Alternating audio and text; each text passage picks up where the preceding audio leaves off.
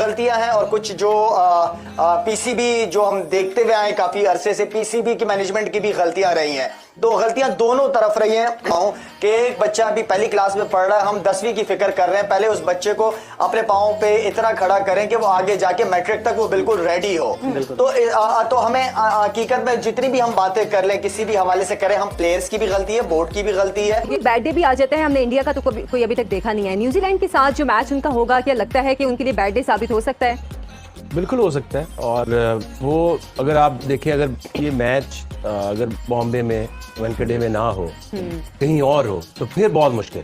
अच्छा, क्योंकि उसमें जो कंडीशंस हैं वो तकरीबन एक जैसी रहती हैं जी। पंजाब में इसलिए उन्होंने नहीं रखा क्योंकि यहाँ तो वो ऑस का फैक्टर आ जाता है, व्यू फैक्टर है। बाकी अगर कैलकाटा वाला है जो दूसरा सेमीफाइनल, उसमें नहीं, आई डोंट थिंक कोई ऐसा फर्क पड़ेगा। ये बेंगलोर में होता, वहाँ को फर्क नहीं पड़ता।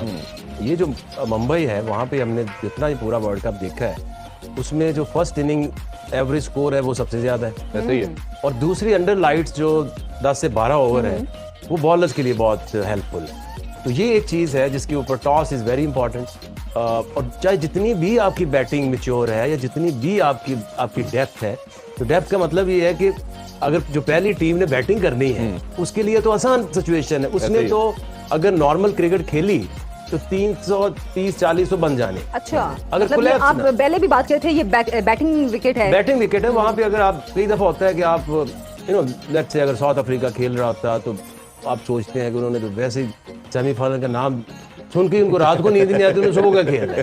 तो न्यूजीलैंड जो है ना, ये इनको आदत है फाइनल तक जाने की। उसके आगे हमें आदत है सेमीफाइनल से पहले वापस आने की। तो जाते ही नहीं ना हम। 11 के ज्यादा प्रेशर क्यों देना है आवाम को, खुद भी लेना है। तो इसलिए वो उनकी भी बैटिंग अगर आप देखें तो उसमें अभी मजा आएगा ना भिड़ो।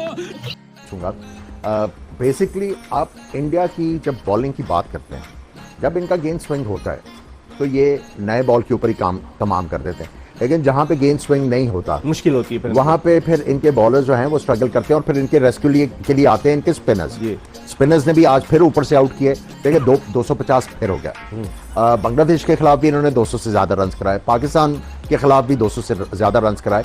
सो कहीं ना कहीं डिसएडवांटेज इंडिया का है अगर आप बॉलिंग की बात करते हैं। अगर नया बॉल स्विंग नहीं होता और नया बॉल अगर झेल जाएंगे तो किसी ना किसी मौके के ऊपर लगता है कि ये फंस जाएंगे। लेकिन कौन फंसाएगा, this is a big question. मैं सभी से यही पूछना चाह रहा हूँ, सभी स्विंग नहीं कई मैचों में देखा हमने हुआ। हालांकि बैंगलोर की कंडीशंस ये है कि यहाँ पे गेंद स्विंग करता है। हाँ, मैं भी थोड़ा सा आज थोड़ा शायद इजी रहे होंगे, इस तरह से बॉडी नहीं लगी। लेकिन हमारे पास स्विंग ना भी हो, लेकिन ओवरऑल देखें आपकी उनकी लाइन तो लाइन इतनी अच्छी है कि कहीं से भी रन नहीं दे रहे। ना स्विंग भी हो, ठीक है, इतना थ्रेटनिंग नहीं लगी इनकी आज बॉलिंग, लेकिन ओवरऑल आप देखें कि रन बिल्कुल भी नहीं दे रहे। अगर इकॉनमी रेट देखें वही 3-4 के आसपास है। अगर नहीं हो रन से तो रन नहीं देते ताकि पीछे आने वाले बॉल के लिए ईजी रहे। मतलब as a unit, bowling unit ये काम कर रहे हैं। ऐसी देखें जो बॉलिंग इन्होंने की, आमिर श्रीलंका को 55 रन पे जो आउट किया मुंबई में, वहीं पर इनका पहला सेमीफाइनल है। वहां इनके बॉलर ने, चाहे वो सिराज हो, शमी हो, बुमराह हो, वहां गेंद को स्विंग करने में कामयाब हुए। अब इनका सेमीफाइनल भी वही होने जा रहा है। तो आप समझते हैं at the back of their mind ये बात होगी कि हमने आउट किया हुआ है और हम यहाँ इस पिच का, इस कंडीशंस का फायदा उठा सकते हैं। देखिए जो कंडीशंस इंडिया को बहुत ज्यादा सूट करती हैं वो है जहाँ पे पिच में इनकंसिस्टेंट बाउंस हो। जिस तरह आप देख लें पाकिस्तान का जो मैच हुआ है अहमदाबाद में, पहले जो अहमदाबाद के मैचेस थे वहाँ पे हाई स्कोरिंग मैचेस थे। अल्लाह ताला ने अपने हाथ में रखी है। लोगों के दिलों में इज्जत डालने वाला सिर्फ अल्लाह है, और जिन्होंने कुछ किया है अल्लाह ताला ने